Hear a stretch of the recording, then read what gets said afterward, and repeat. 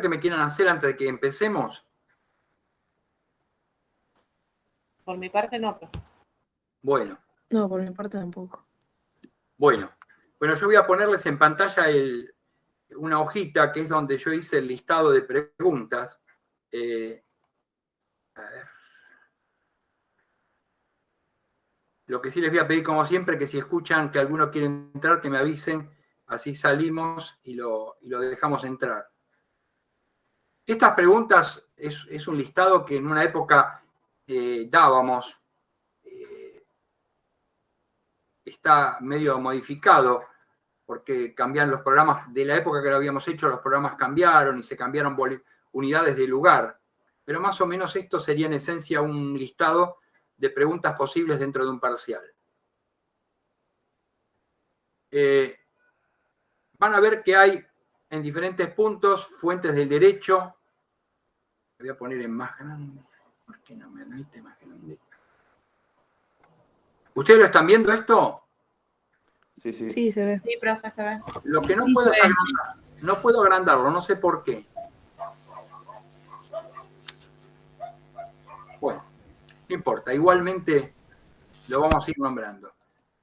Van a ver que acá, por ejemplo, tienen fuentes, en la primera pregunta tienen fuente de derecho de la monarquía, en otros lados le van a aparecer la fuente del derecho en la república, en otras en el dominado, y en otras probablemente le pidan la fuente de derecho en el principado. ¿Sí? Recuerden que para eso tendrían que ir al PowerPoint de las primeras unidades, ¿sí? Que era el que les daba el listado de las fuentes del derecho, ¿sí? Entonces, en base a eso, se pueden hacer una reseñita de cuáles eran las fuentes del derecho en la monarquía, como por ejemplo las mores maiorum, las leyes regias, el derecho papiriano y la doctrina de los pontífices, ¿sí? Profe, ¿y todo eso hay que explicarlos uno por uno? Y la explicación es muy sencilla de cada uno, sí, tienen que explicarlo, ¿sí? Mores maiorum son las costumbres de los antepasados, ¿sí? Las leyes regias, Sí. el derecho papiriano como recopilación hecha por Sexto Papirio, y la doctrina pontificia, que es la interpretación de las mores maiorum por el Colegio de los Pontífices. Y no da una explicación muy amplia. Cuando les tocara en la República, hablan de la ley, ¿sí? Como manifestación de derecho positivo puesta por el hombre. Acá ya deja de ser lo que nos fue dicho por nuestros antepasados o por los dioses, sino que pasa a ser una creación humana la ley. El gran exponente es la ley de las 12 tablas, que surge como un pedido plebeyo para tener normas claras de conducta. Los plebiscitos, que son las resoluciones del Concilia Plebis, que en un momento determinado, y eso es una cosa importante, a través de la ley Hortensia van a tener aplicación a todo el pueblo de Roma, no solo a la plebe, sino también a los patricios. Y los edictos de los magistrados, los edictos pretorianos, y las distintas formas, que puede ser una pregunta aparte, ¿sí? Las formas que podían adquirir los edictos. ¿Ese era el edicto nuevo o...? Exacto, el edicto nuevo, los edictos perpetuos, el edicto traslaticio, ¿sí? Todos esos tipos. Con respecto a la época del Principado, la fuente fundamental va a ser las constituciones imperiales, que van a marcar el avance del emperador con respecto a las magistraturas, por ejemplo, y al Senado. Los senados consultos, el edicto perpetuo de Salvio Juliano, que es el que cristaliza el derecho honorario, la respuesta de los prudentes y las opiniones de la escuela de los sabinianos y los proculeyanos, que ya vimos que en varios puntos, y vamos a ver muchos también en la segunda parte, tienen posiciones encontradas que generalmente van a ser zanjadas en la época de Justiniano recién. Y por último, la época del dominado, en donde se destaca la ley de citas, que es la que permitía citar solo a 5 juristas clásicos, los códigos gregoriano, teodosiano y hermogeniano, que en realidad fueron más que nada esbozos de códigos, porque no llegaron a tener una gran aplicación, y las leyes romano-bárbaras, el breviario de Alarico, la ley romana burgundiorum, ¿sí? Y por último, la recopilación de Justiniano, que va a dar origen al Corpus Iuris Civile, ¿sí? Todas esas explicaciones tienen que ser breves, no vayan a un gran detalle, ¿sí?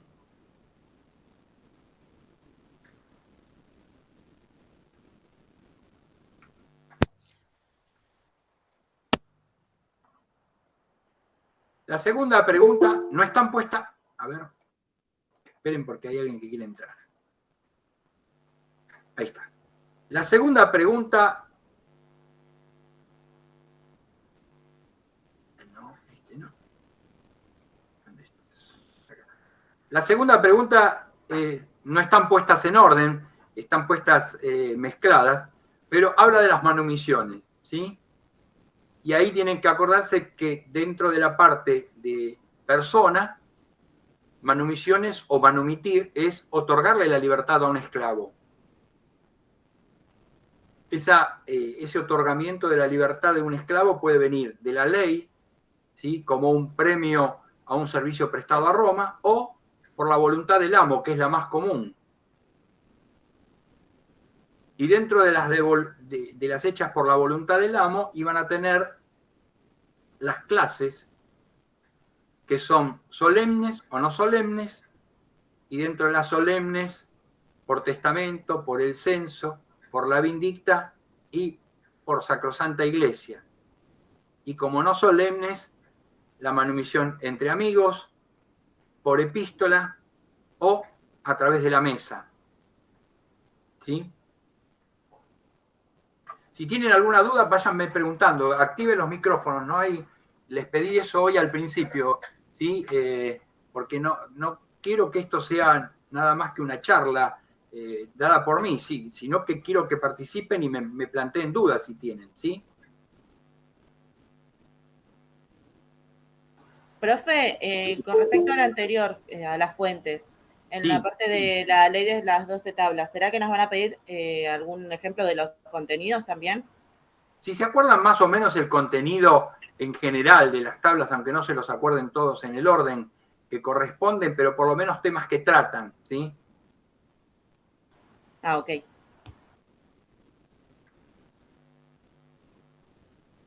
Bueno, la tercera pregunta está referida a la unidad de derechos reales, el dominio, la posesión y la tenencia, el concepto y las diferencias.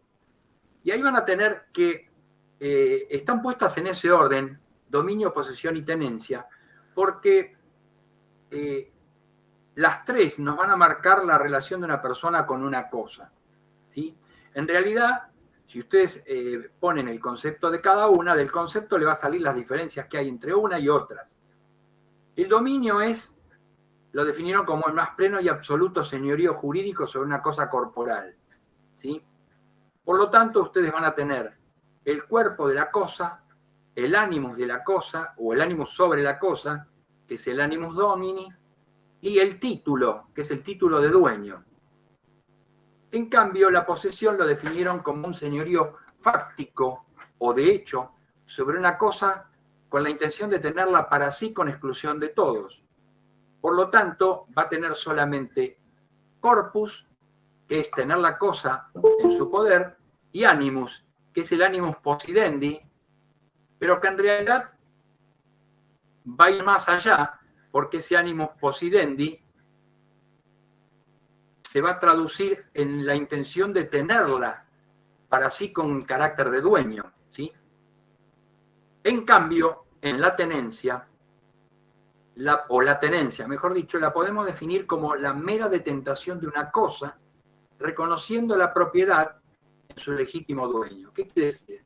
El tenedor no es ni dueño ni poseedor de la cosa, sino un mero detentador. ¿Qué quiere decir?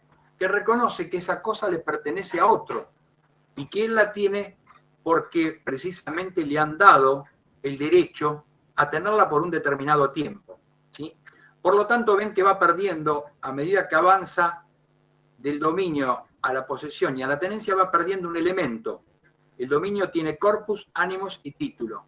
La posesión tiene corpus y animus, y la tenencia solamente tiene el corpus de la cosa, ¿sí? ¿Se entiende eso? Perfecto, profe. Sí, Sí, sí. se entiende. Sí. Sí, Bueno. sí, profe. Con respecto a las servidumbres, que es la otra pregunta que viene,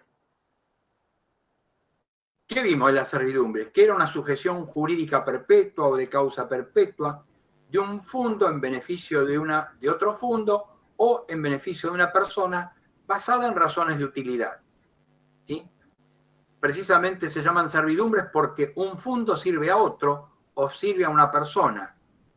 Y ahí van a poner, dentro de la clasificación, van a poner servidumbres prediales y servidumbres personales, ¿sí? Dentro de las prediales ponen las rústicas y las urbanas, y dentro de las personales ponen el uso, el usufructo, la habitación y la obra de los siervos, ¿sí? Profe, ¿lo podría repetir, por favor? Porque no. Sí. ¿Qué O sea, querés? en las prediales entraban las rústicas y las urbanas, Claro, ¿no? las prediales recaen tanto en la zona rural como en la zona urbana. Por eso se llaman prediales rústicas o urbanas, ¿sí? Y en las personales van a tener, bueno, dentro de las rústicas van a tener la servidumbre de paso, la servidumbre de acueducto, la servidumbre de pasto, la servidumbre de tala, ¿sí? Y dentro de las urbanas van a tener la servidumbre de luz y vista, la de apoyatura de vigas, ¿m? Y la de escurrimiento de aguas. Y dentro de las personales van a tener el uso, el usufructo, la habitación y la obra de los siervos.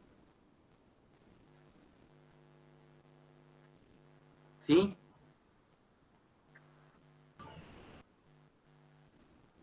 Sí, profe. Bueno, fuente del derecho a la República ya la vimos, entonces, ¿sí?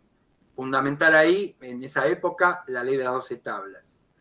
La otra pregunta habla de los medios de defensa procesal de la posesión.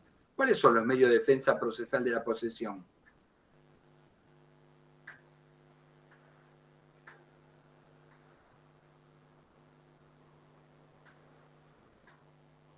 ¿No se acuerdan? Sinceramente Liutis yo no, profe. Possidetis, Claro, pero ¿cómo se llaman esos? para retener. No, Ah, interdictos. interdictos, sí. Lo que tienen que empezar ustedes son los medios de defensa procesal de la posesión, son los medios otorgados por el pretor al poseedor de una cosa para defender la posesión de la misma, ¿sí? Dentro de ellos encontramos para retener y para recuperar la posesión. Dentro de los que son de retener la posesión, el uti possidetis y el utrubi. Dentro de los que son para recuperar la posesión, el undebi y el undebi armata, ¿sí? Pero siempre remarquen el hecho de que son medios de defensa otorgados por el pretor para defender la posesión de aquel que la ha visto amenazada o que ha sido despojado de la misma. Perfecto. ¿Sí? La otra pregunta, servidumbres personales, concepto y clases, explique el usufructo. Bueno, las servidumbres personales la pueden definir así como la servidumbre en la sujeción jurídica perpetua, no perpetua, temporal, ¿sí? Acá lo de perpetua es por la vida del titular, ¿sí? Generalmente, por la vida del titular del derecho, de usar y gozar de una cosa propiedad de otro. Y cuando hablo de cosa pueden ser cosas en sí mismas o conceptos asociados a la cosa. Por ejemplo, los esclavos no son cosas en un sentido estricto, sino solamente en un sentido figurado o en un sentido económico. Por lo tanto, las servidumbres personales pueden involucrar el uso, el usufructo y la habitación, que sí recaen sobre cosas, y la opera servorum, que recae sobre hombres privados de la libertad o sobre animales. ¿Sí?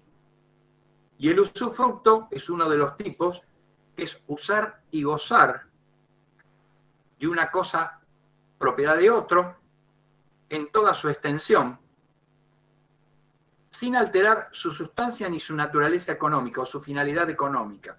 ¿Qué quiere decir? Que ustedes tienen el uso de todos los frutos que produzcan. ¿Sí? Para diferenciarlo del uso, que es un usufructo limitado. ¿El usufructo es un uso limitado, profe? No, al revés. El uso es un usufructo limitado. Ajá. Porque usted se recuerda que le dije que en el usufructo, si yo le doy un monte de manzanas, usted puede cosechar todas las manzanas, comerlas, hacerlas dulces, venderlas, ¿sí? O sea que usted puede percibir todos los frutos que la cosa produce. En cambio, en el uso, solo puede percibir los que son indispensables para su subsistencia y la de su grupo familiar. Por eso es un usufructo limitado. Recuerden que el otro derecho real sobre cosa ajena, que es la habitación, hasta la época de Justiniano fue considerada una forma de usufructo. ¿Por qué? Porque cuando uno tenía el derecho a habitar o a dar en alquiler una propiedad ajena, si la daba en alquiler percibía los frutos civiles, o sea que era un usufructuario, ¿sí? Recién en la época de Justiniano se delineó como un derecho real aparte sobre cosa ajena.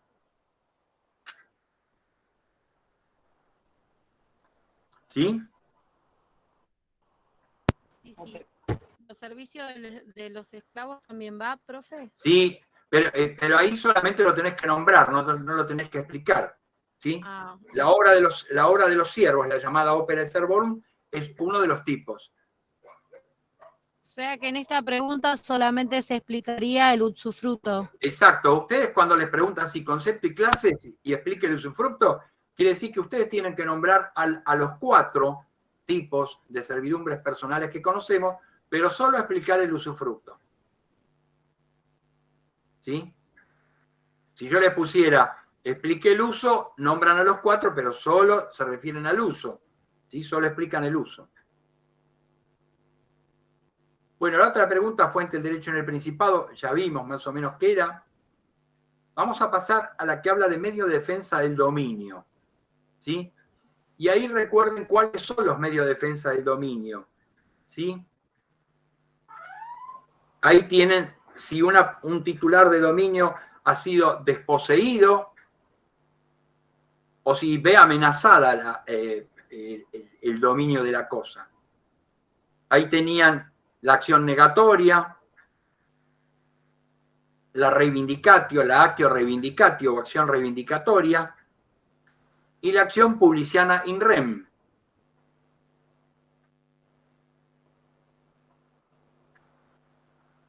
Con que expliquen esas 3 sintéticamente, ¿sí? Les va a alcanzar.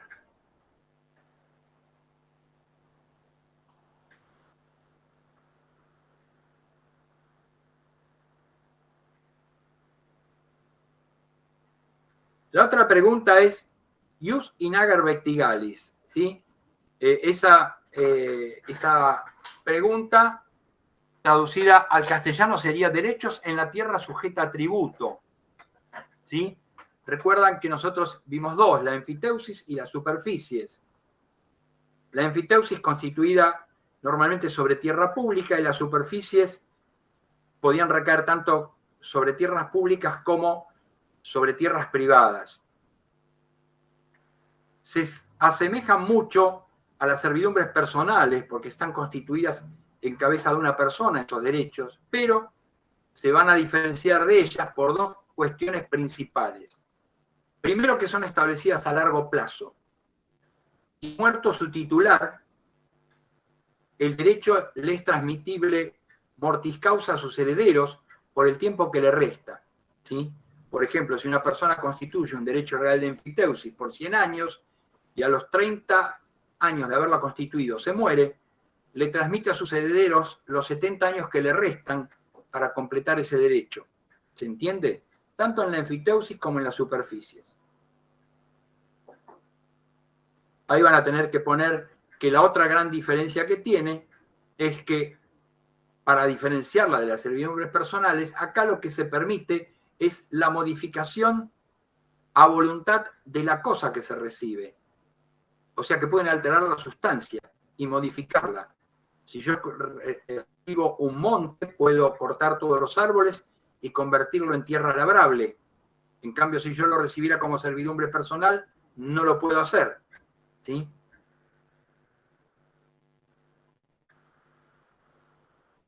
No se olviden después de que en ambas, enfiteusis y superficies, había que pagar un canon, que era en forma anual, y que si se dejaba de pagar durante 3 años, se perdía el derecho.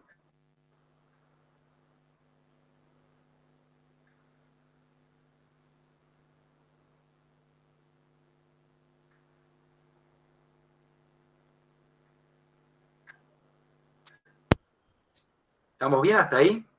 Sí, profe. Sí, profe.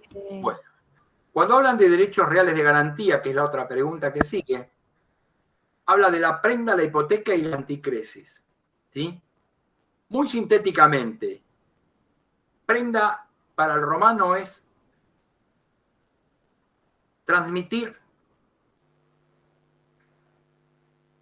la tenencia de una cosa, ¿sí?, a manos del acreedor para garantizar una obligación.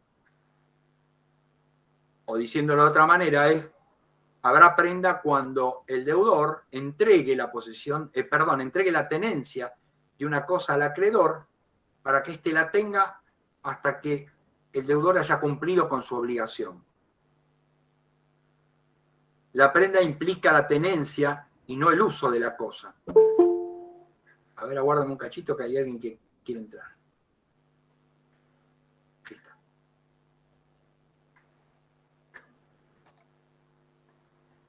Decía que la prenda implica la tenencia de la cosa y no el uso de la misma, ya que si el acreedor prendario hacía uso de la misma, cometía furtunusus, o sea, usaba indebidamente de la cosa. Que la prenda en Roma, y cosa muy importante, la prenda en Roma pudo recaer tanto sobre muebles como sobre inmuebles, y lo que determinaba era que tanto muebles como inmuebles pasaran a tenencia del acreedor. Profe, ¿eso sería como una garantía que tiene el acreedor? Es que exactamente, que la prenda es una garantía para el cumplimiento de la obligación. ¿Sí? Opera como una limitación a los derechos reales porque el deudor no puede disponer de la cosa libremente. ¿Sí? Okay. ¿Por qué, profe, es un derecho accesorio? La prenda siempre es un contrato accesorio a otro. ¿Sí? ¿Por qué? Porque hay una obligación a la cual garantiza. Si no hay obligación, no hay prenda. Usted no puede constituir una prenda por nada. Tiene que haber algo que la justifique. ¿Sí? Siempre va a ser accesoria. ¿Se entiende eso? Sí, profe, ahí lo entendí, gracias. Claro, porque si usted me dijera, yo doy en prenda mi auto, ¿y por qué me lo da en prenda? Si usted no debe nada.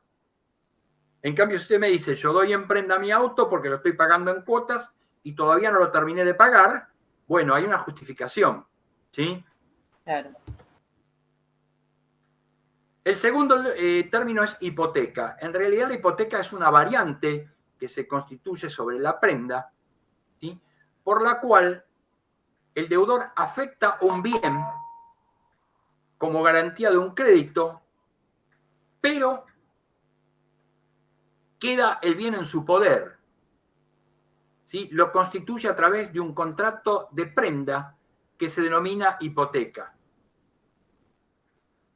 ¿Qué quiere decir?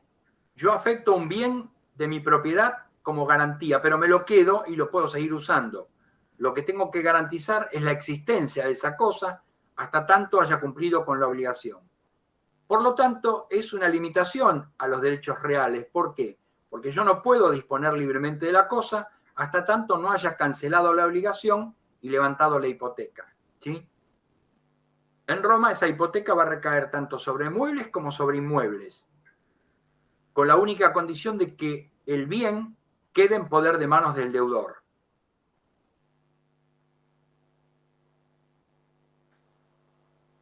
Y por último, la anticresis, que en la mayoría de los libros no lo tienen, es un contrato accesorio a un contrato de prenda, por el cual el acreedor prendario puede hacer uso de la cosa, asignándole a este uso un valor que va a amortizar la obligación.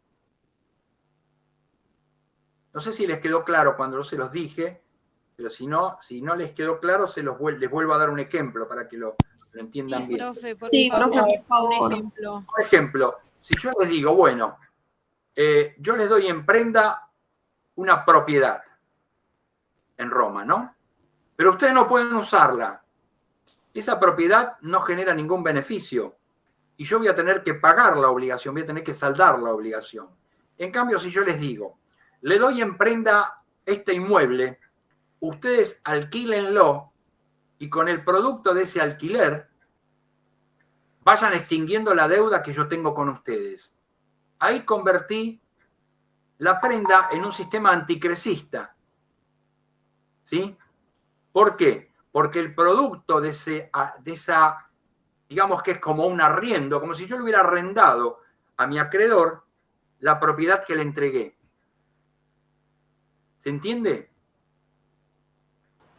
Sí, profe, ahora se lo explico. Sí, sí. Bueno. Esperen que, a ver.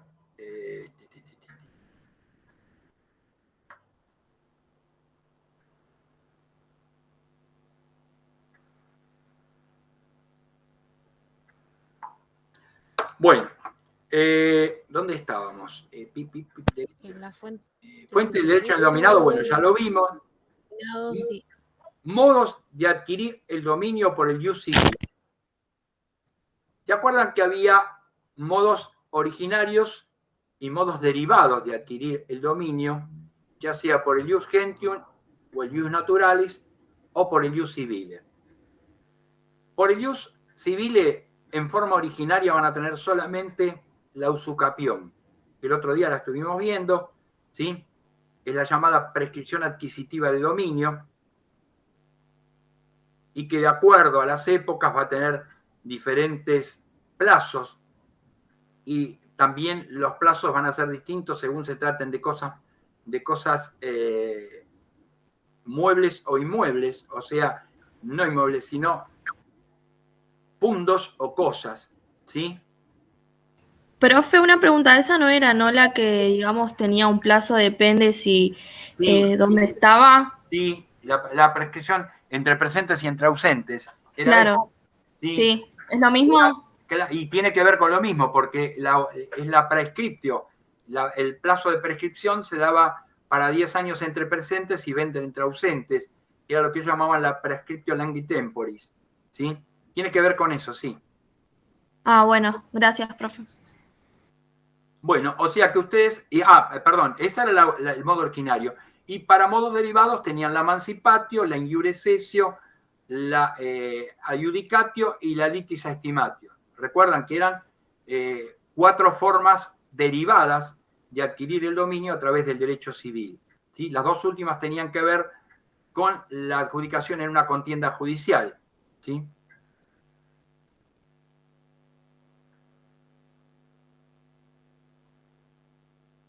La otra pregunta habla de las magistraturas. Las magistraturas las vimos como los órganos encargados de dirigir los destinos de Roma a partir de la República. No van a surgir todas en un mismo plazo, sino que van a ir surgiendo progresivamente en la historia de Roma. Y precisamente toman su nombre de magíster, que es el maestro, porque van a ser los que van a enseñarle el camino a Roma. Van a dirigir los destinos de Roma. Y las características que van a tener las magistraturas son la anualidad o la temporalidad, la gratuidad, la responsabilidad, la progresividad, la responsabilidad, ¿sí? Todos esos caracteres que vimos, sintéticamente descritos, por supuesto, ¿sí? Pero sería ese concepto. Profe, una pregunta. Si nos preguntan qué era un pretor, todo eso, tendríamos que responder. No te van a preguntar precisamente, no va a haber una pregunta que hable específicamente de la figura del pretor, pero igualmente, si a vos te preguntaran la figura del pretor, vos le podés decir que, bueno, la pretura van a ser en el siglo IV de la era cristiana, no nace con la República, sino van a ser aproximadamente en el siglo IV de la era cristiana con el pretor urbano, que es el primer pretor o la primera pretura que existe, y tienen funciones de justicia, porque son los que imparten o los que otorgan acciones para reclamar derechos, ¿sí? Después se va a complementar con la aparición del pretor peregrino para dictar o para impartir justicia entre romanos y peregrinos o entre peregrinos entre sí, ¿sí? Pero no va a haber ninguna pregunta específica de función. Igualmente, si te preguntaran específicamente, lo del pretor creo que es lo que más fácil te va a salir, porque vimos inclusive que se manifiestan a través de edictos y decretos, los edictos cómo podían ser y qué eran los edictos, eso lo vimos todo. ¿Sí? Sí, profe, estaba la... Bueno. Había usted dicho cada una de... Exacto. La otra pregunta puede ser diferencia entre ius y fas. Acá vimos que en realidad el término ius lo tomamos como creación humana de derecho, asimilable a lo que el concepto que hoy tenemos como derecho positivo, es el derecho puesto por el hombre, ¿sí? Dentro de ese derecho creado por el hombre tenemos el derecho civil, el derecho de gentes, ¿sí? Y dentro del FAS, el FAS podemos decir que es la creación divina de derecho y que ha ido de la mano del ius, o sea, ha guiado al ius, y el ius no se va a separar del FAS prácticamente nunca en la historia de Roma. Lo único sí que impartir justicia en Roma, en las primeras, por lo menos hasta muy avanzada la República, es una función más divina que humana, ¿sí? En realidad, por eso hablamos de interpretación de las mores maiorum a través del colegio pontificio, ¿sí? En realidad, el ejercicio del derecho era una cosa más religiosa que laica, ¿sí? Por eso hablamos de que hay una diferencia entre ius y fas, pero siempre hay una armonía entre ellos. El ius no contradice al fas, sino que lo explicita o lo pone en la faz terrenal, lo lleva a la faz terrenal al fas, ¿sí? La otra pregunta habla de la tria precepta iura de Ulpiano y su importancia en el derecho romano. Los tres preceptos de derecho de Ulpiano, ¿cuáles eran? Vivir honestamente, Vivir no dañar al otro y darle a cada uno lo suyo. Precisamente. Bueno, ¿cuál es la importancia que tiene en el derecho romano? Esos tres preceptos van a ser la regla a la que va a tender el derecho romano, porque el derecho debe tender a eso, ¿sí? Primeramente es, en un orden, no importa el orden, ¿no? Pero darle a cada uno lo suyo, ¿sí? No dañar al otro, ¿sí? Siempre debe tender a la armonía, a generar el derecho. Ustedes cursaron ya teoría general, introducción al derecho, sí. Sí, Yo la estoy cursando. Bueno, pero si la cursan con una cátedra que tiene lo que era la cátedra del doctor Negri, ¿sí? Sí, yo estoy cursando. Tiene una teoría o sigue la teoría dialoguista, van a ver que el derecho es un proyecto de armonía social, ¿verdad? Sí. En realidad, el derecho tiende a eso, tiende a mantener la armonía dentro de una sociedad. Cuando esa armonía se rompe, el derecho opera para que se restablezca ese estado de derecho. Por eso, la Astrea Precepta Iure de Ulpiano va a atender a que el derecho romano mantenga la armonía en una sociedad. Después va a venir a una pregunta que habla de la reforma de Servio Tulio, su importancia en el futuro de Roma. En realidad, esa pregunta se puede contestar. ¿Recuerdan cómo era la reforma de Servio Tulio? La división en tribus territoriales, ¿sí? La creación de los colegios, de los comicios centuriados, la división en centurias, que proviene de otra creación de Servio Tulio, que es la instauración del censo, ¿sí? Para medir el potencial económico. Y precisamente la importancia que tiene es que le marca el potencial económico y humano que tiene Roma para emprender las futuras conquistas, ¿sí?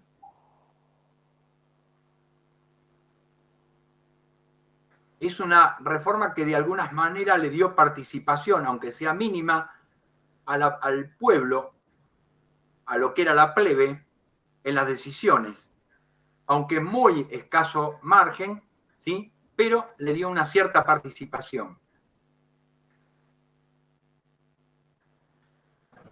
El punto siguiente habla de la reforma de Diocleciano. En realidad nosotros no la vimos con estos términos exactamente, pero la reforma de Diocleciano tiene que ver con dos términos que mencionamos nosotros cuando dimos la evolución histórica de Roma, que es el paso de la diarquía a la tetrarquía. ¿Se acuerdan que yo les hablé de la diarquía y de la tetrarquía? No del tetrabric, no me van a poner el tetrabric ahí, Pero recuerdan que la diarquía nace con Augusto, el primer emperador, Octavio Augusto, y se basaba en el gobierno de Roma a través de un equilibrio entre el emperador y el senado. Por eso diarcos, di es dos, arcos gobierno de dos, como si en realidad gobernaran sobre Roma dos entes distintos, el emperador y el senado. Más allá de que depende de las épocas, el emperador haya prevalecido sobre el senado, siempre el senado tenía su importancia sobre las decisiones de los emperadores, ¿sí? En la última época del Principado se va a generar una crisis militar. Recuerdan que yo le hablé de la crisis militar de los severos, que va a haber un periodo de anarquía de casi alrededor de 50 años en Roma, y que va a terminar definitivamente con Diocleciano. ¿Y qué va a ser Diocleciano? Diocleciano, a ver si tengo acá, creo que tengo un apuntecito de esto. Esperen un cachito, porque creo que tengo algo de esto. Que después en todo caso se los voy a pasar. A ver. Profe, esa era la que ponía a un coemperador. Exactamente, muy bien, muy bien. Tiene algunas cosas más también que hace.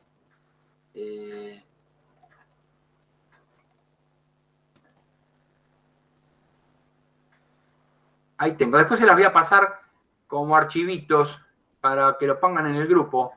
Por las dudas, porque no está dentro de los Power esto. Ahí está.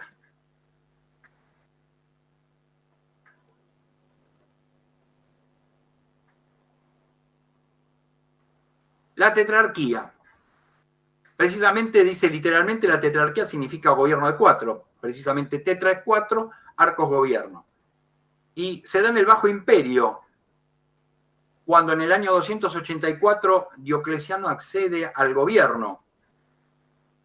Y está dividido en 4 emperadores. En realidad no eran todos emperadores, sino que unos tenían un carácter, 2 tenían un carácter y otros 2 tenían otro, ¿sí? Los 2 emperadores se van a llamar Augustos, que tenían funciones gubernamentales y ejecutivas, tanto en lo militar como en lo civil. Originalmente fueron Diocleciano y Maximiliano, uno en Oriente y otro en Occidente, ¿sí? Diocleciano en Oriente y Maximiliano en Occidente. Y para que vean lo que involucraba en esa época Oriente y Occidente, Oriente implicaba Asia, Egipto y Oriente, ¿sí? Todo lo que es la parte oriental de Europa. Y tenía su sede en Nicomedia. Y Maximiliano gobernaba en Occidente, Italia y el norte de África, lo que en una época fue Cartago. Y tenía sede en Milán. Cada uno de esos augustos tenía asociado al poder un César, ¿sí? Por eso ya no era el César el máximo, sino que el máximo poder era un Augusto. Y cada Augusto tenía un César que lo acompañaba. Acá dice que en esa época, por ejemplo, Diocleciano lo tuvo a Galerio y Maximiliano lo tuvo a Constancio Cloro, que precisamente gobernaban otras partes distintas a las que gobernaban Diocleciano y Maximiliano.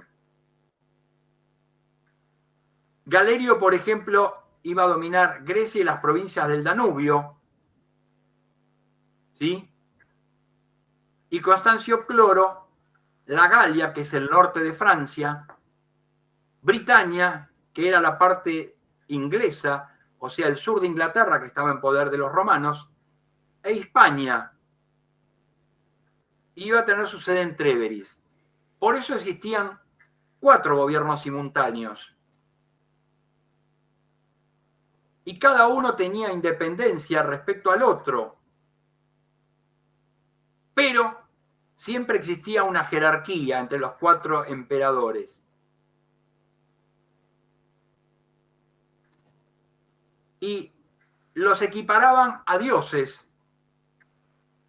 Todavía ahí no estamos en presencia del cristianismo, es las postrimerías. Y tal vez una de las épocas donde más se persiguió precisamente a los cristianos. Una de las persecuciones más grandes de los cristianos fue precisamente en la época de Diocleciano. Y por eso decían que los augustos, o sea, los de mayor jerarquía, se equiparaban a Júpiter, que era el dios supremo para los romanos, y los césares se emparentaban con Hércules. Este sistema va a comprender modificaciones administrativas y militares. Después le voy a pasar otro planito en el cual le va a mostrar cómo se dividieron el imperio en provincias, ¿sí?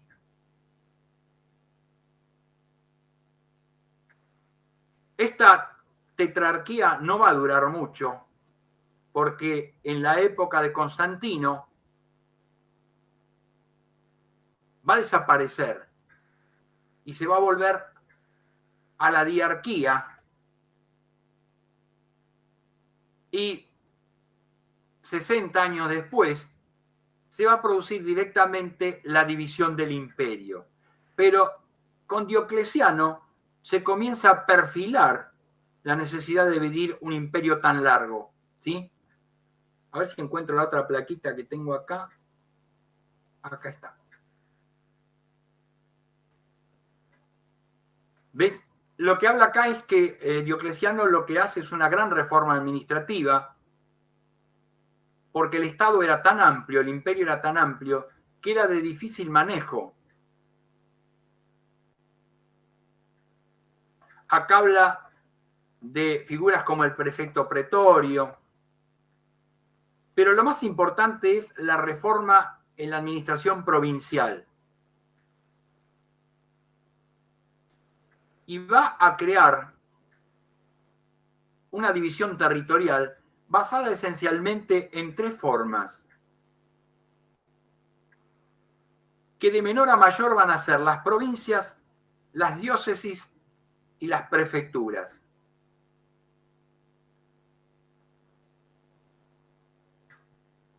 Las provincias van a ser territorios gobernados por un praesides, y de ahí va a venir el término presidente, ¿sí? El que preside. y que a su vez iban a depender de una diócesis.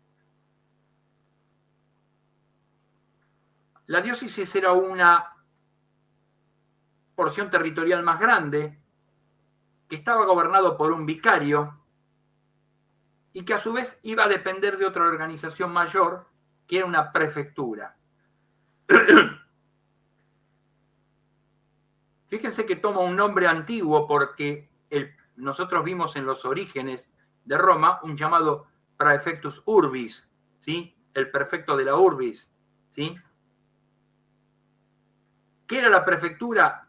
El prefectura era un terreno administrado, un territorio administrado por un llamado prefecto, y en Roma o dentro del imperio se conocieron 4, las Galias, Italia, Iliria y Oriente. Precisamente Iliria es la cuna de Diocleciano.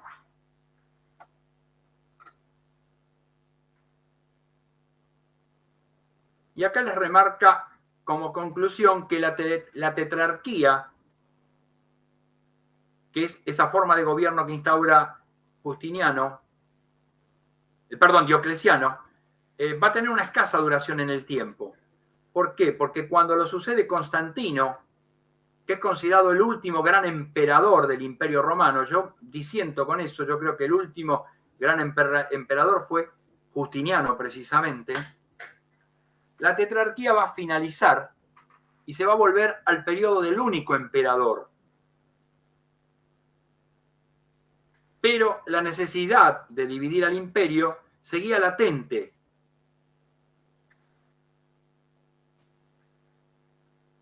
Ya que va a terminar en el año 395 con la división definitiva del imperio en 2 partes tras la muerte de Teodosio.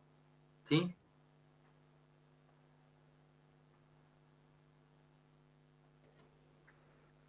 O sea que si ustedes les dijeran cuál es la reforma de Diocleciano, podrían decir que en la faz territorial divide al imperio, ¿sí?, en provincias.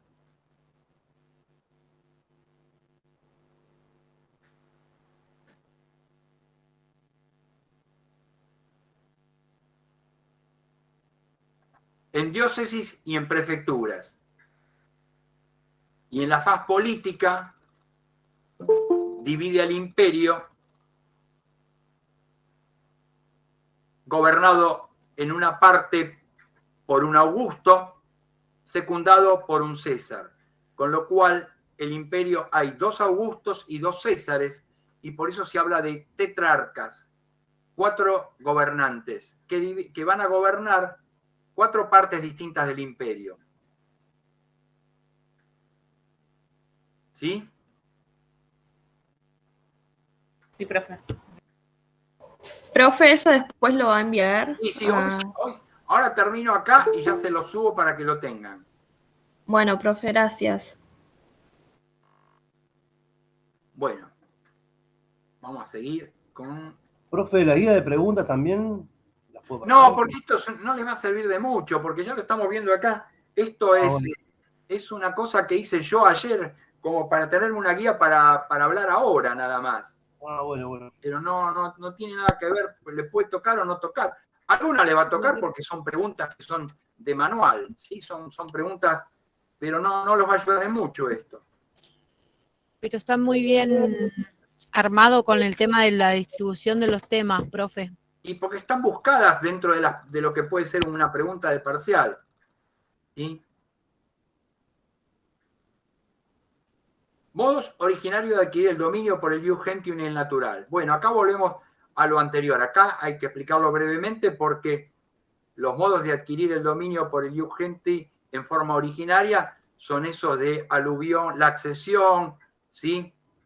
El aluvio, el abulcio, la ínsula enflumenanata, el albius derelicto, la mistura, la plumbatura y toda esa sarta de cosas. Lo importante es que cuando le pregunten modos originarios de adquirir el derecho, van a ser, ustedes remarquen que es la forma en que un romano se puede apropiar de algo que nunca tuvo dueño, que por eso es originario, ¿sí? Y Cuando hablan de formas derivadas, no se olviden de decir que es cuando un romano entra en propiedad de una cosa que anteriormente había sido propiedad de otra. ¿Por qué? Porque pasa de un patrimonio a otro, ¿sí?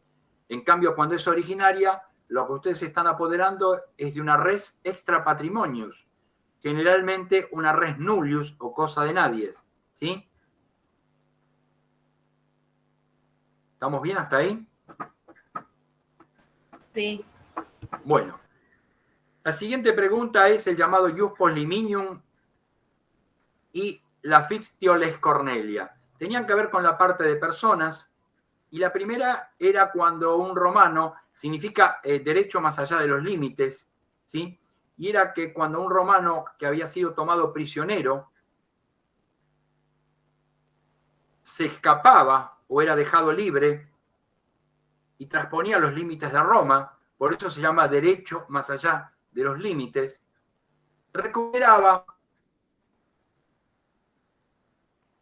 todos los derechos que había tenido cuando se fue de Roma, y con excepción de aquellos que tuviesen como base la posesión, porque como la posesión es un señorío fáctico que se ejerce sobre una cosa teniendo la proximidad de ella, si hay que tenerla en su poder para ser poseedor, y en este caso eran los derechos de la posesión sobre las cosas, y el matrimonio cuando hubiese sido celebrado mediante el uso, nada más, que ustedes no lo van a entender mucho porque todavía no vimos matrimonio, que lo vamos a ver en la segunda parte.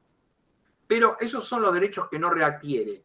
Readquiere todo el resto de los derechos y a su vez va a readquirir la ingenuitas, va a ser considerado ingenuo. Ingenuo era una condición que se tenía de nacimiento, ¿sí? E ingenuo era aquel que, habiendo nacido libre, nunca conoció la esclavitud.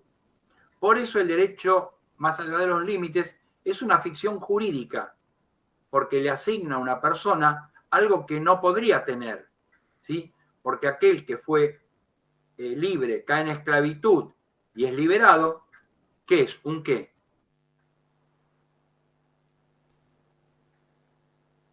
¿Qué sería un qué? Un liberto, ¿sí? El esclavo que es liberado, manumitido, se convierte en un liberto, pero acá la ley le va a otorgar nuevamente el carácter de ingenuo, ¿sí? La ingenuidad es un estado virginal, ¿sí? Por lo tanto, recuperarla es una ficción. ¿Se entendió eso? Sí, Sí, profe. Sí, profe. Bueno. Y por último, la fictio les Cornelia, o ficción de la ley Cornelia, se aplicó para cuando un ciudadano romano cayera prisionero del enemigo y muriera. Si un romano cae prisionero del enemigo, en el momento de caer prisionero, se convierte en esclavo del enemigo. Por lo tanto, sufre lo que se llama una capitis diminutio máxima. Y con él caen todos sus derechos. Precisamente, algo que pierde es la llamada testamenti factio, la capacidad de otorgar testamento y transmitir por testamento. O sea que caía el testamento que él había hecho. Y como en los testamentos se incluían legados, los llamados legados piadosos, o legados a favor del culto, era importante salvarlos. Por eso se crea esta ficción que dice que si un ciudadano romano cae prisionero del enemigo y muere, se va a considerar que murió siendo libre y que nunca fue esclavo. Con eso se salva la validez del testamento, y con la validez del testamento se salvan también la validez de los legados, ¿sí? ¿Por qué es una ficción? Porque supone una cosa que no es, ¿sí? Supone que murió siendo libre y que nunca fue esclavo. ¿Se entendió? Sí, sí. Bueno. Esperen que voy a tomar un poquito de agua, porque si no... Profe, con respecto a al testamento para que pudieran heredar los hijos en todo caso, más que los hijos, fíjate, está bien tu pregunta porque todavía no vimos la parte de testamento, pero cuando veas la parte de testamento te vas a dar cuenta que los hijos no tendrían problema, porque si no hay testamento, los hijos acceden a la sucesión intestada, ¿sí? Es como en la actualidad. Uno puede hacer un testamento y dejar heredero a los hijos, o uno puede no hacer testamentos y los hijos lo van a heredar igual, porque la ley los coloca en el lugar de herederos, ¿sí? En cambio, los legados, si el testamento no sirve, la ley no te pone en la situación de legatario, porque el legado es una cláusula inserta en un testamento. No es que la ley te da ese carácter, es el testador el que te llama. Por lo tanto, la iglesia y las congregaciones religiosas que eran las beneficiarias de ese legado, si el testamento caía, se la perdían. Entonces, por eso se crea la necesidad de la ficción de la ley Cornelia. ¿Me explico? Sí, profe. Bueno. La siguiente pregunta habla del comienzo de la existencia, los requisitos para ser tenido nacido con vida, y ahí refiere a sabinianos y proculeyanos. Y ahí tenemos cuál es los principales requisitos. A ver, háganme acordar ustedes.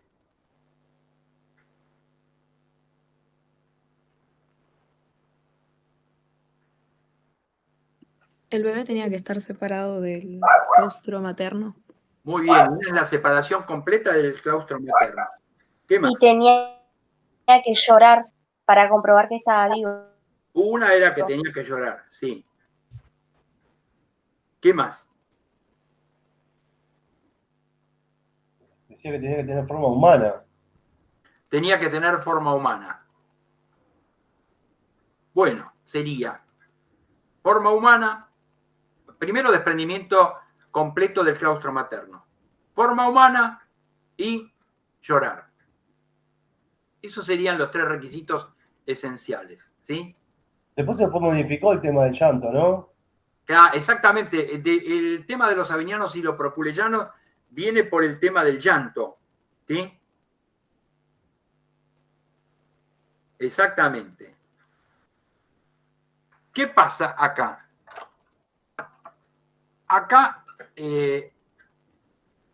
los proculeyanos decían que el bebé para ser tenido como nacido con vida debía llorar. En cambio, los sabinianos decían que bastara que la criatura realizara algún movimiento o algún signo que denotara vida. Por ejemplo, mover los ojos, abrir la boca, mover una mano, mover un pie, ¿sí? Aun cuando no emitiera ningún sonido. Esa discusión se llevó durante mucho tiempo hasta que Justiniano fue el que adoptó la postura sabiniana, ¿sí? Pero cualquier signo que denotara vida iba a ser tenido como comienzo de la existencia.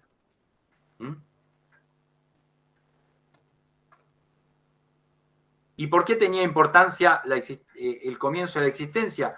Porque la existencia de una persona o de la existencia de una persona, de la entrada al mundo de los vivos, depende la adquisición de derechos que podía tener en expectativa y que aun cuando naciera y muriera enseguida los adquiría y los transmitía a sus herederos, ¿sí?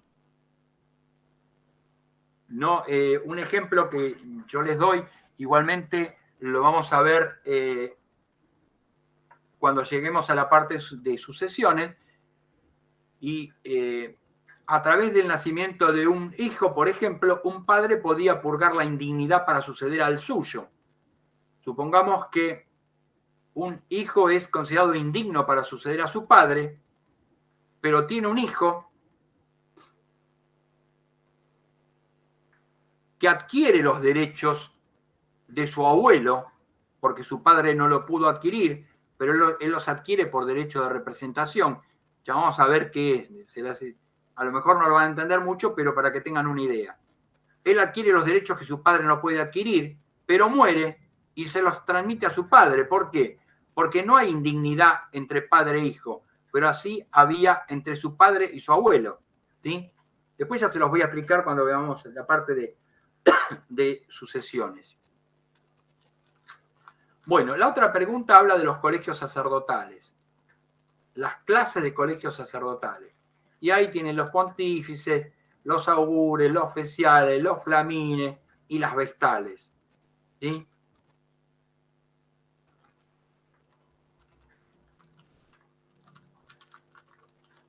Eso lo tienen todo bastante bien detallado. Cuando hablamos de comicios, hablamos qué es el concepto. Los comicios es el lugar donde el ciudadano romano puede participar y manifestar su voluntad y de alguna forma intervenir en los destinos de Roma. O sea, es el lugar donde el pueblo de Roma sesiona. Y así van a tener los comicios curiados, que son los más antiguos, los comicios tribados, que van a nacer de la división en tribus, los comicios centuriados, que van a nacer del censo realizado por Servio Tulio,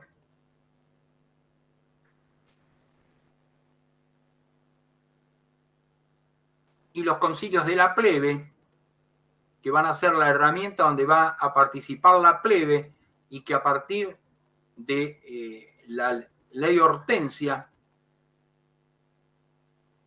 van a ser las decisiones de estos comicios van a ser obligatorias para todo el pueblo de Roma, tanto patricio como plebeyo.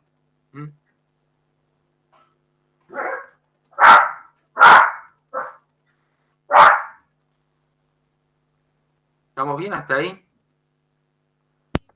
Sí, profe. Bueno. La otra pregunta habla de las res extra commercium. Dentro de la clasificación de las cosas, vimos que hay muchas formas de clasificar a las cosas. Una de ellas es decir que una cosa esté o no esté en el comercio. Cuando una cosa es extra comercio, es que no puede ser objeto del comercio entre las personas. Ya puede ser en un sentido absoluto, quiere decir que nadie puede comerciar con ella, o en un sentido relativo. No van a poder comerciar con ellas en sentido absoluto respecto de las cosas de derecho divino. Y dentro de las cosas de derecho humano, aquellas cosas que son propiedad de todos, las llamadas res universitatis, las res communes omnium o las res publicae. En cambio, en sentido relativo, o sea que determinadas personas no van a poder comerciar con ella, van a estar los fundos itálicos que solamente van a poder ser objeto del negocio jurídico para los romanos. Eso hasta que la Constitución de Caracalla, en el año 212 de la era cristiana, va a unificar el concepto de ciudadanía para todo el imperio.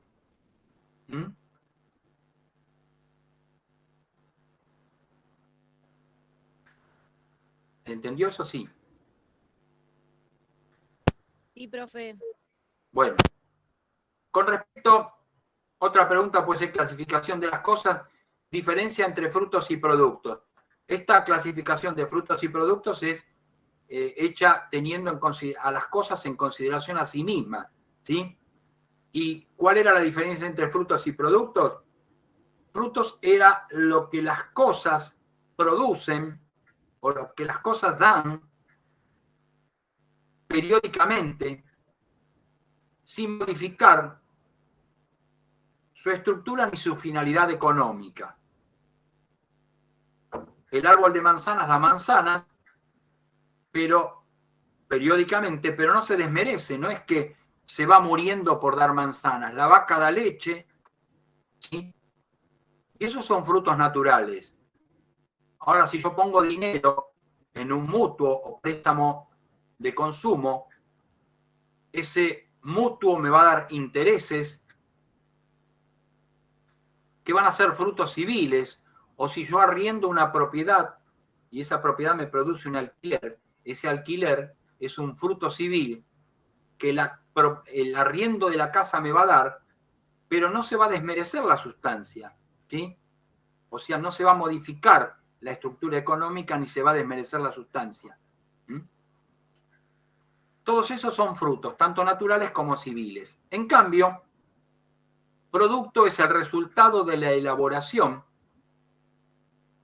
a manos del hombre de una cosa en otra.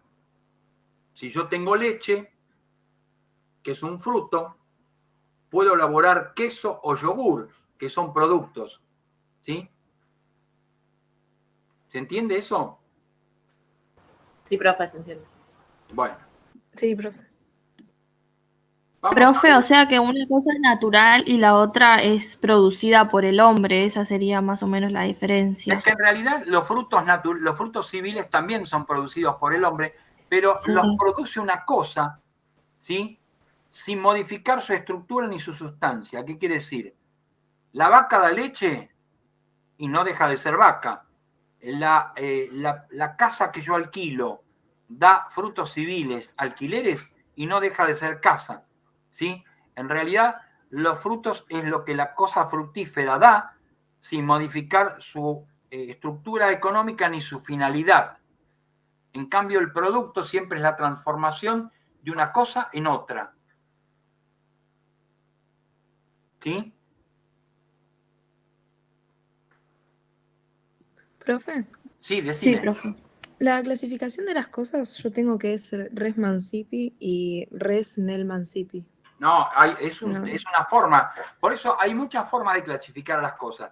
La clasificación en res mancipi, res nec mancipi, obedece a una clasificación antigua que se basaba en la necesidad o no de implementar la transmisión del dominio de una cosa a través del emancipatio.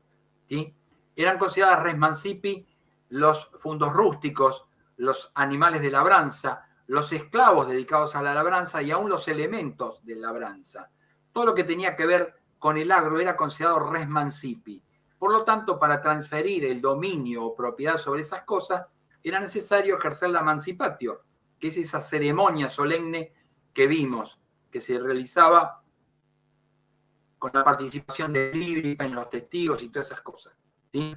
En cambio, nec mancipi eran aquellas cosas que por exclusión podían ser transferidas su dominio o propiedad por la simple tradición. Ah, perfecto, gracias. Bueno. La otra pregunta habla de las manumisiones, concepto y clase. Creo que hoy ya dijimos, ¿sí? Que las manumisiones, porque arriba había manumisiones también, que yo arranqué con eso. Ah, sí, está repetida esa pregunta. Fue la segunda que vimos. ¿Sí? Ahí está, habría que tacharla. Ya la estoy suprimiendo. Ahí está. Sí, patronato. Patronato tiene que ver con las manumisiones, porque patronato es una institución que nace precisamente de las manumisiones y es la relación o es un instituto que va a regular la relación entre un patrono, por eso se llama patronato,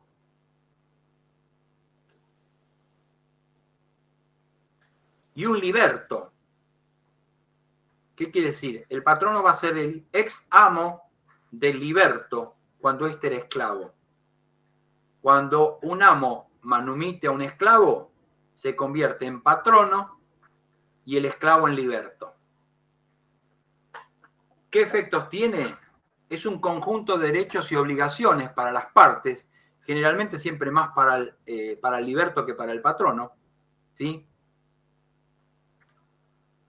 Que consiste en ayuda económica y manual al patrono, un deber de respeto y digamos, no lo quiero decir obediencia, sino más que nada respetarlo en el sentido de rendirle honores, ¿sí? Al patrono, reconocerle su bondad y todo eso. Ayuda manual y económica en el caso de que el patrono esté en indigencia. Y el patrono también va a ser el tutor de los hijos del liberto en caso de que éste muera, y va a tener derecho a acceder a parte de su herencia. Esta palabra patronato siempre tuvo un carácter jurídico, por eso hablamos de patronato de la infancia, también hablamos de patronato de liberados en la actualidad, ¿sí? Pero siempre es una función de cuidado.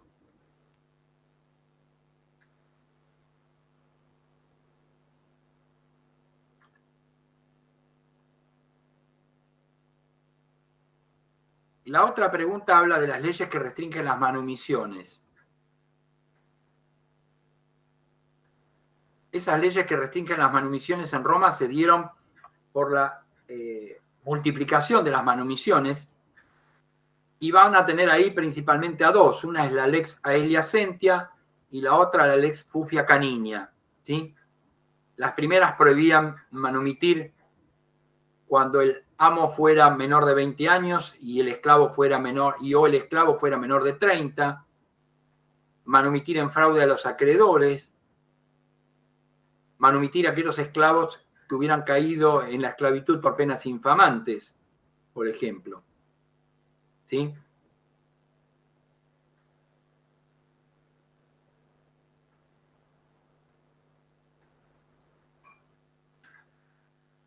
Y la segunda, la Lex Fufia Caninia, iba a prohibir las manumisiones por testamento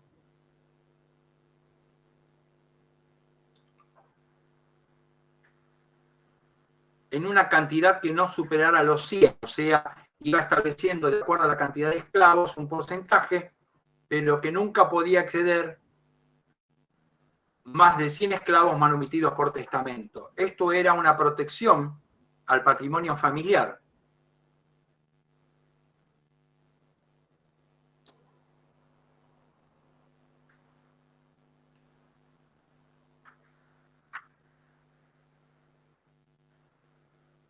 Y también una protección para los acreedores del que sería patrono o del amo. ¿Por qué? Porque si yo manumito a muchos esclavos por testamento, disminuye el patrimonio familiar. Y el patrimonio era considerado en Roma la prenda común de los acreedores, ¿sí? Todavía en la actualidad lo es. ¿Qué quiere decir?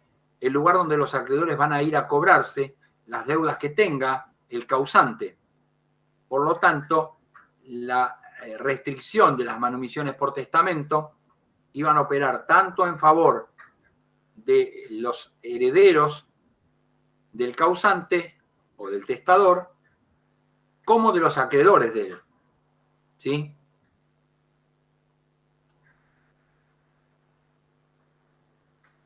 ¿Estamos bien hasta acá? Sí, profe. Profe. Bueno. Sí, profe. La siguiente, los factores que alteran la capacidad en Roma. Recuerden que los factores eran 4, no importa el orden, pero uno puede ser la edad, y que había una compleja trama de edades que se parece un poco a lo que es hoy la capacidad progresiva. No es que había una división tajante, sino que tenían los infantes, que estaban los impúber próximos a la infancia y los impúber próximos a la pubertad, que estaban los puber y que estaban los adultos. Esas divisiones iban desde los 0 hasta los 25 años, ¿sí? O digamos, desde que nació hasta los 25 años van a tener todas esas posibilidades, pero que aún el adulto no implicaba que iba a ser una persona de derecho propio o un sui iuris, porque un adulto podía continuar bajo la patria potestad de su pater si no era emancipado, ¿sí? Otro de los factores que va a alterar la capacidad en Roma es el sexo. La mujer era considerada una incapaz de hecho en Roma, y es raro encontrar en Roma una mujer que sea considerada sui iuris, ¿sí? Porque se aplicaba sobre aquellas que pudieran quedar en esa condición la tutela de las mujeres, ¿sí? La llamada tutela mulierem, que la vamos a ver en la segunda parte cuando veamos tutela y curatela. Otro de los factores que altera la capacidad en Roma es el honor civil o infamia. Y la infamia, que es un término que significa sin fama, ¿sí? No ser conocido, no ser tenido como ciudadano romano. Era un castigo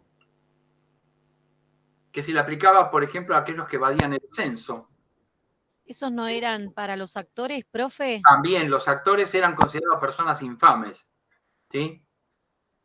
Precisamente era un factor que alteraba la capacidad de las personas.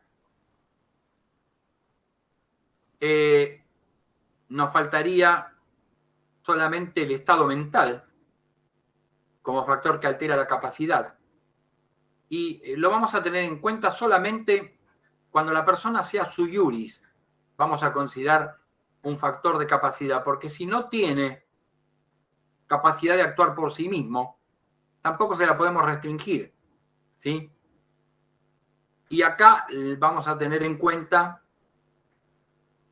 dos estados. Uno llamado furiosus, que sería el equivalente al loco, el cual admite la existencia de intervalos lúcidos, dentro de los cuales sus actos van a ser válidos.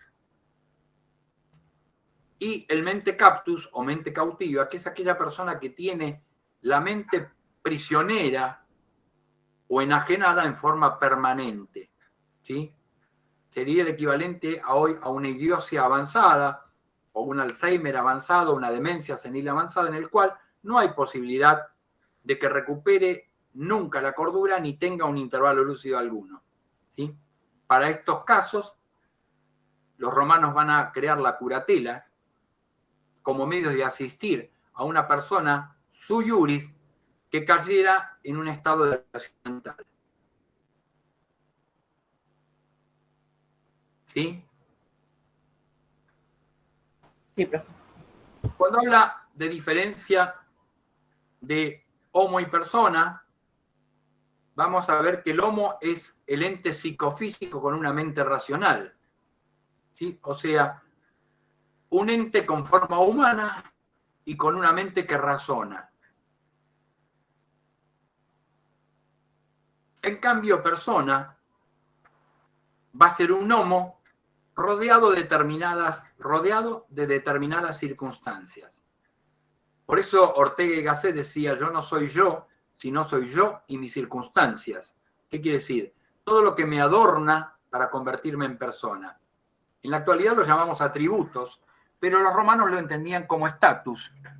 Y así diferenciaban tres estatus distintos que eran, y en este orden siempre, el estado de hombre libre, llamado status libertatis, el estado de ciudadano romano, llamado status civitatis, y el estado dentro de una familia, o situación dentro de una familia, que en realidad es lo que significa status. Status significa situación, estar situado en. Ese status es la posición que una persona ocupa dentro de una familia. Precisamente de la pérdida o de la posible pérdida de esos estatus se va a inferir o se van a producir las llamadas capitis diminutio, que significa perder alguno de esos estatus. Va a haber una pérdida llamada capitis diminutio máxima, que es la pérdida de la libertad y que va a arrastrar consigo a las otras dos, al estado de ciudadano y al estado de familia. ¿Por qué? Porque un esclavo no es un ciudadano y no tiene familia, deja de pertenecer a una familia. En cambio, si pierdo la ciudadanía, ya sea en forma voluntaria o como castigo, voy a ser, en donde esté, voy a ser un hombre libre, ¿sí? Pero no voy a poder ejercer mis deberes y derechos ciudadanos. Y tampoco voy a poder tener estado de familia. ¿Por qué? Porque el estado de familia implica el culto religioso, ¿sí? Y al no participar en la vida religiosa de la familia, yo pierdo el estado de familia. Fíjense que siempre se pierde uno y el que está abajo, ¿sí? O uno y los que están abajo. Si yo pierdo la libertad, pierdo el de ciudadano y el de familia. Si yo pierdo la ciudadanía, pierdo el de ciudadanía y el de familia. En cambio, si pierdo el de familia solamente, voy a poder seguir siendo un hombre libre y un ciudadano romano. Y es el caso de una mujer que al casarse pasa a vivir con la familia de su esposo. ¿Sí? Pierde el estado de familia, pero sigue siendo una mujer libre y una ciudadana romana. O aquel hijo que es dado en causa mancipi a otra familia, por lo tanto pierde su estado de familia, pero va a seguir siendo un hombre libre y un ciudadano romano. Lo mismo que aquel, cuando veamos familia, vamos a ver atrogación, que es una forma especial de adoptar a alguien, ¿sí? Que es entrar un pater de una familia en otra. Pero ya eso es irnos muy por las ramas porque es materia del segundo parcial. Bueno, más o menos les quedó un poco claro esto. ¿Hay algo que se les ocurra que me quieran preguntar?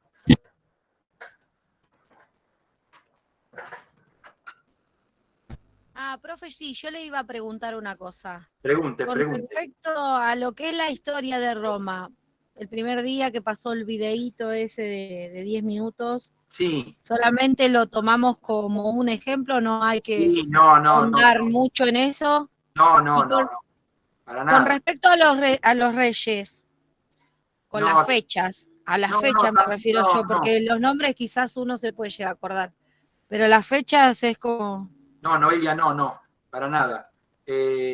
Lo que sí es importante, acuérdense, la reforma de Servio Tulio, sí, en la parte de los reyes, ¿sí?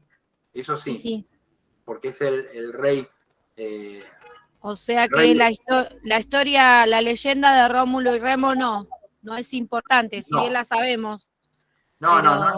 Tampoco le den mucha importancia a la parte de procedimiento porque difícilmente haya preguntas de procedimiento, ¿sí? Bien, que sería la primera unidad. Con respecto a negocios jurídicos y todo eso, nada, ¿no, profe? No, porque eso es en la segunda parte, ¿sí? Bueno. Bueno, a ver qué más.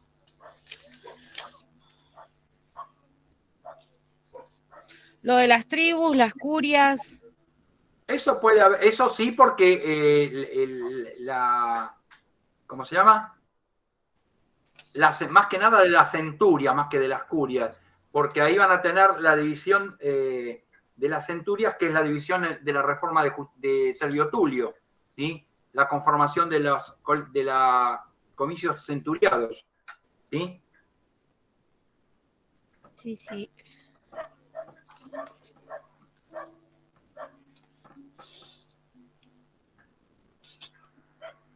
Y tener, por ejemplo, bien marcado dónde se da el cambio del fin de la monarquía a la república. No, más que nada, ¿Eso no? Más que nada, eso sería muy histórico. ¿Cómo se llama? Sino, más que nada las fuentes en cada época, ¿sí? Las fuentes en cada época, sí. Listo. Profe, con respecto a la ley de citas también, ¿no? La ley de citas es una de las fuentes del derecho, ¿sí? Sí. Todo lo que sea fuente del derecho, eso véanlos.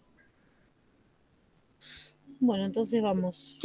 ¿Quién me debía el tema? No lo veo. Silva no está, ¿no? Profe, otra consultita, última. Sí. Con respecto a auxiliares del rey también. Puede ser auxiliar del rey, sí, eso igualmente es muy, muy chiquito, no es algo que los vaya a matar, ¿sí? Bueno, me quedo más tranquila. No, les decía, ¿quién fue el que me debía averiguar por qué se llamaba Tarpeya la Roca? Llegamos al primer parcial y no me lo dijo. No lo veo acá, me parece que era Silva, ¿no? Jorge, ¿no eras vos? Sí, profe. ¿Y averiguaste? No averigüé, profe. Estás en deuda, bueno. Sí, estoy en No, deuda. no pueden llegar al primer parcial y no saber. El tema de la roca Tarpeya toma el nombre de una princesa, ¿sí? Es una princesa que entrega la ciudadela de Roma en una disputa. Estaríamos en la época de fines de la monarquía, ¿sí? Era la hija del comandante que cuidaba la fortaleza de Roma. Y se había producido un choque entre romanos y etruscos.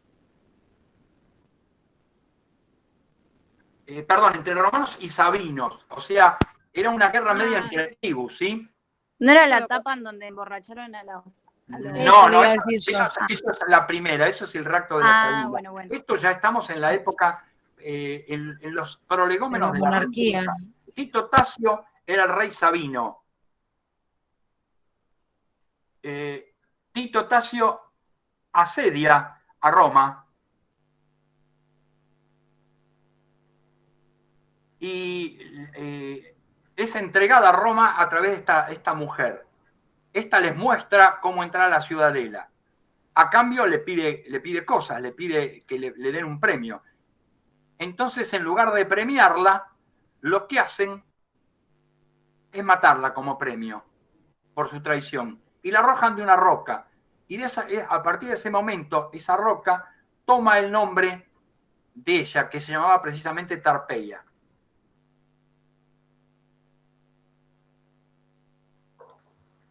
Y seguramente la mataron porque como los traicionó a los otros, también podía Obvio, traicionarlos a ellos. por eso dicen, hay un dicho que dice que el que traiciona una vez, traiciona dos veces. ¿Sí? Y acá en política lo vemos muy seguido eso.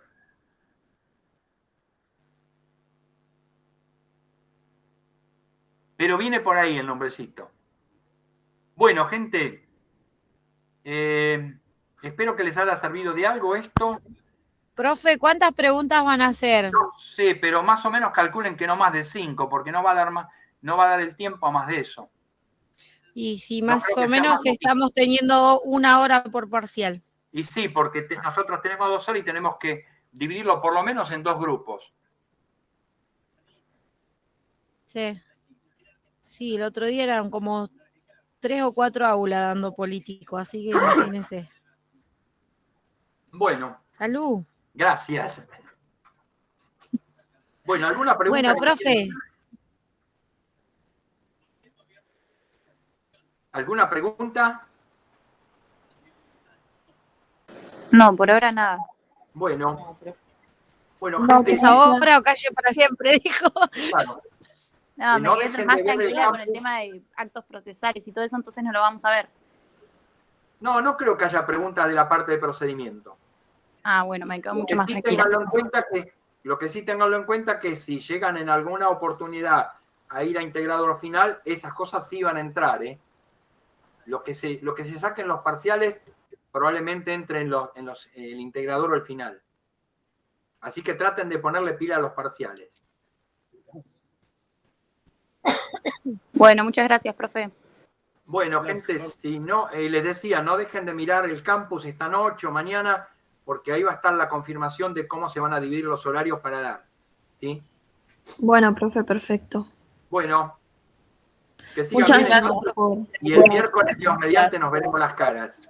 Sí. Nos veremos, profe. Muchas gracias por profe. todo. Chao. Nos vemos. Muchas gracias, profe. Hasta luego. Chao, profe.